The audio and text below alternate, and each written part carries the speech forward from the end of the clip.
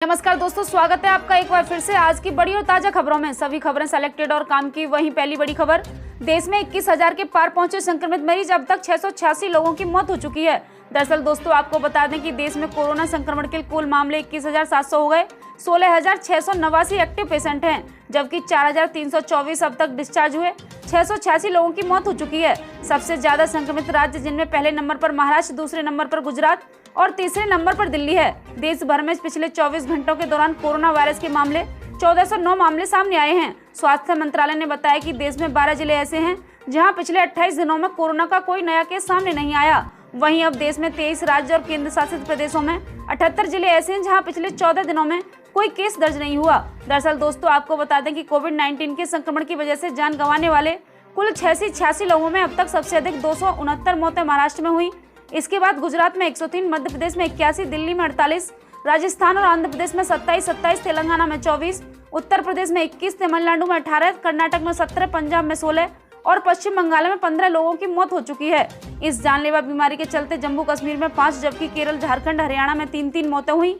बिहार में 2, जबकि मेघालय, हिमाचल प्रदेश, उड़ीसा में, असम में 1 मौत हो चुकी है। वहीं अगली बड़ी खबर, सरकारी कर्मचारियों को लगा बड़ा झटका, 1.5 साल तक नहीं बढ़ेगा महंगाई भत्ता। दरअसल दोस्तों आपको बता दें कि केंद्रीय कर्मचारियों के महंगाई भत्ते की 3 अतिरिक्त किस्तों पर रोक लगाने का फैसला किया गया।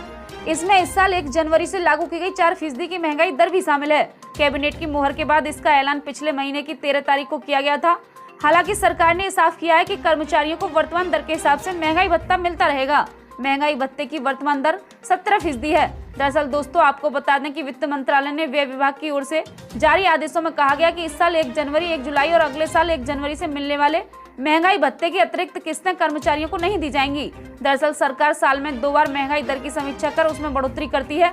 इसमें बढ़ी हुई दर के साथ पहली किस्त 1 जनवरी तो दूसरी जुलाई में लागू होगी। सरकार के आदेश का मतलब ये हुआ कि अब कर्मचारियों के महंगाई दर की अगली समीक्षा अगले साल 1 जुलाई के बाद ही की जाएगी और कर्मचारियों और पेंशन भोगियों को वर्तमान दर 17% के हिसाब से महंगाई भत्ता मिलता रहेगा। वहीं अगली बड़ी खबर, स्पेशल ट्रेन को लेकर व्हाट्सएप पर हो रहा था दुष्प्रचार, सेना ने किया खंडन।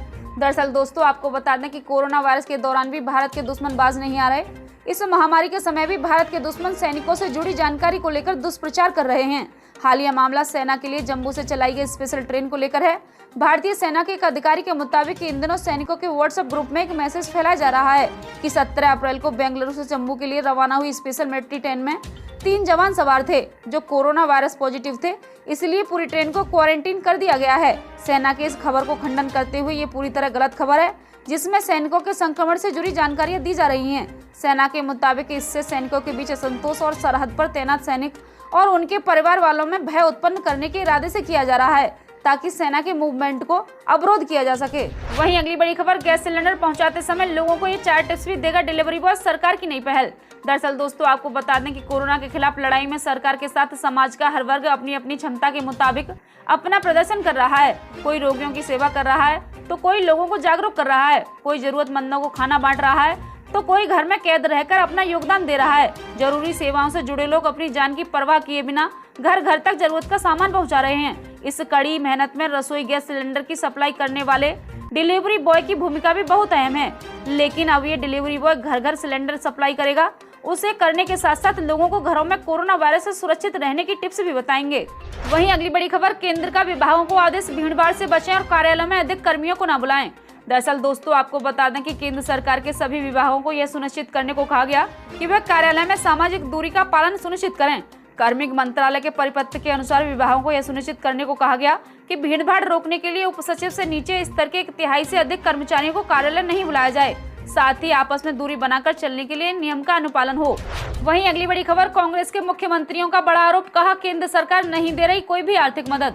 दरअसल दोस्तों आपको बता दें कि कांग्रेस शासित राज्यों के मुख्यमंत्रियों की तरफ से गुरुवार को केंद्र सरकार पर उन्हें आर्थिक सहायता नहीं दिया जाने का आरोप लगाया गया।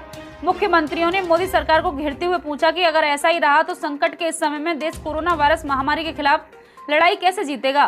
पंजाब, राजस्थान, छत्तीसगढ़ और पांडुचेरी के मुख्यमंत्रियों ने कोरोना वायरस संकट से निपटने के लिए केंद्र से राज्यों के लिए वित्तीय पैकेज की मांग की है। ये सभी मुख्यमंत्री वीडियो कॉन्फ्रेंसिंग के माध्यम से कांग्रेस की कार्य समिति की बैठक में मौजूद हुए थे। राजस्थान के मुख्यमंत्री अशोक गहलोत ने कहा, जब तक केंद्र सरकार राज्यों को आर्थिक रूप से मदद नहीं देगी, कोरोना वायरस के खिलाफ लड़ाई कमजोर हो जाएगी। गहलोत ने आगे कहा कि जब तक राज्यों के लिए बड़ा वित्तीय पैकेज नहीं होगा, तब तक राज्य में सामान्य स्थिति कैसे रहेगी।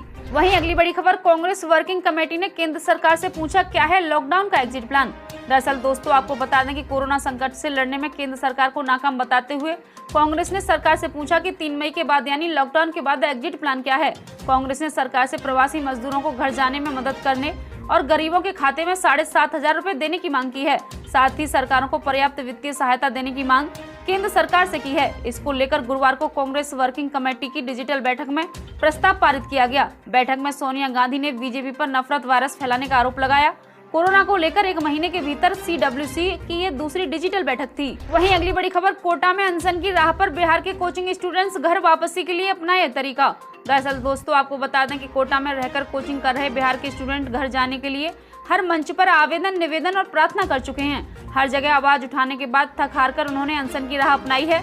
अपने हॉस्टल में ही स्टूडेंट उपवास कर रहे हैं। हाथों में तख्तियां लेकर वे बिहार सरकार से घर बुलाने और परिवार के साथ रहने के लिए निवेदन कर रहे हैं। गांधी जी के सिद्धांतों को दर्शाते हुए स्टूडेंट ने बुरा ना देखो, बुरा ना सुनो, बुरा ना बोलो का संदेश भी दे रहे हैं, क्योंकि देश में उनकी आवाज नहीं सुनी जा रही है।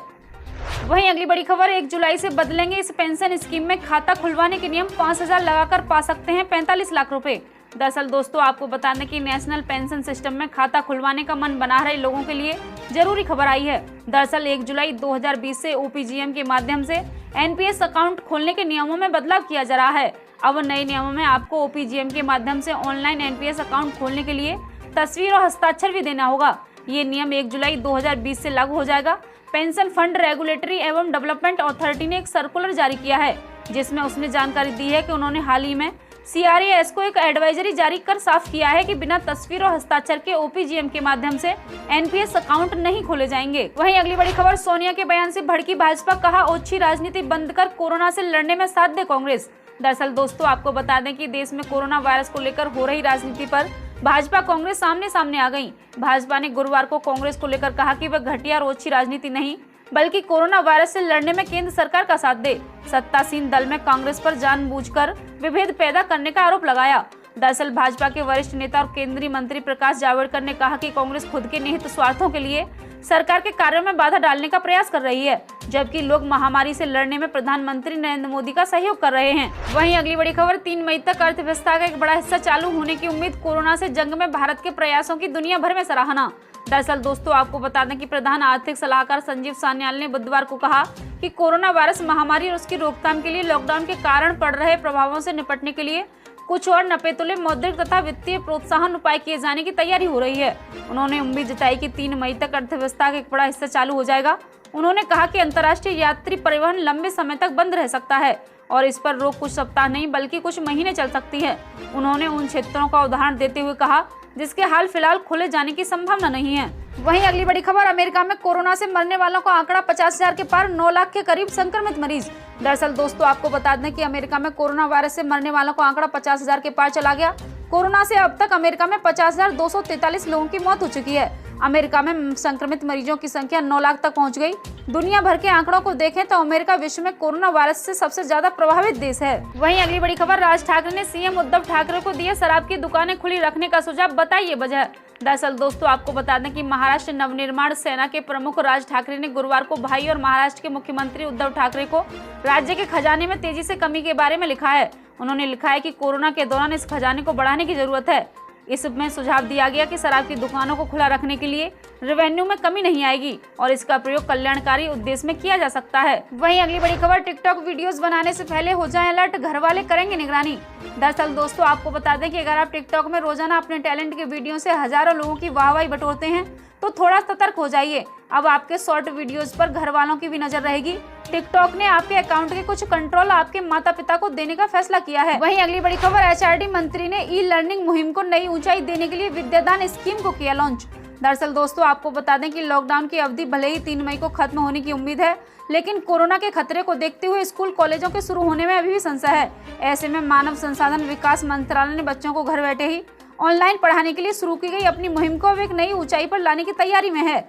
इसके लिए मंत्रालय ने विद्यादान स्कीम के नए चरण को लॉन्च किया। इसमें अब कोई भी बच्चों के लिए उपयोगी अध्ययन सामग्री तैयारी कर भेज सकता है। वहीं अगली बड़ी खबर, कांग्रेस के महंगाई भत्ते पर सरकार के कदम को बताया न्यायपूर्ण फैसला, वापस लेने की मांग की। दरअसल दोस्तों आपको बता दें कि कांग्रेस ने सरकारी कर्मचारियों और पेंशन भोगियों के महंगाई भत्ते में अगले साल जुलाई तक कोई वृद्धि नहीं करने के केंद्र सरकार के निर्णय को अन्यायपूर्ण करार देते हुए बृहस्पतिवार को कहा कि यह फैसला वापस लिया जाना चाहिए। पार्टी के मुख्य प्रवक्ता रणदीप जी सुरजेवाला ने यह सवाल भी किया कि क्या सरकार के पास पैसे नहीं हैं। उन्होंने ट्वीट किया कि मोदी जी कोरोना की मार से जूझ रहे देश की सेवा कर रहे। भारत सरकार के कर्मियों का 1 जनवरी 2020 से 1 जनवरी 2021 तक महंगाई भत्ता काटना अन्यायपूर्ण तथा असंवेदनशील निर्णय है। पेंशन भोगियों का महंगाई भत्ता काटना तो और भी अमानवीय है। उन्होंने सवाल किया कि क्या सरकार के पास तनख्वाह का भी पैसा नहीं बचा। कांग्रेस नेता ने कहा कि सरकार को इस निर्णय को वापस लेना चाहिए। गौरतलब है कि केंद्र सरकार ने कोरोना महामारी के कारण पैदा हुए संकट के कारण बढ़ते वित्तीय बोझ के चलते सरकारी कर्मचारियों और पेंशन भोगियों के महंगाई भत्ते में अगले साल जुलाई तक कोई वृद्धि नहीं करने का फैसला किया है। इस फैसले का केंद्र सरकार के 50 लाख कर्मचारियों तथा 61 लाख पेंशन भोगियों पर असर पड़ेगा। वहीं मौसम अपडेट अगले 24 घंटों के दौरान संभावित मौसम। अगले 24 घंटों के दौरान पूर्वोत्तर भारत में हल्की से मध्यम बारिश और गरज के साथ बौछारें जारी रहने के आसार हैं। पश्चिम बंगाल, सिक्किम, तटीय उड़ीसा, केरल, दक्षिणी कर्नाटक और उत्तराखंड में कुछ स्थानों पर, जबकि जम्मू कश्मीर, लद्दाख और हिमाचल प्रदेश में 1-2 जगहों पर हल्की बारिश की संभावना है। राजस्थान के कई स्थानों पर बारिश होने और धूल भरी आंधी चलने की संभावना है। इसके अलावा पश्चिम उत्तर प्रदेश, दक्षिणी हरियाणा और दिल्ली, उत्तर पूर्वी मध्य प्रदेश, छत्तीसगढ़ के कुछ हिस्सों में, उत्तरी तटीय आंध्र प्रदेश और आंतरिक तमिलनाडु में 1-2 स्थानों पर वर्षा के आसार हैं। ये थी अब तक की बड़ी खबरें। कृपया वीडियो को लाइक करें, शेयर करें, सब्सक्राइब करें। जल्दी मिलते हैं बड़ी अपडेट के साथ, तब तक के लिए धन्यवाद।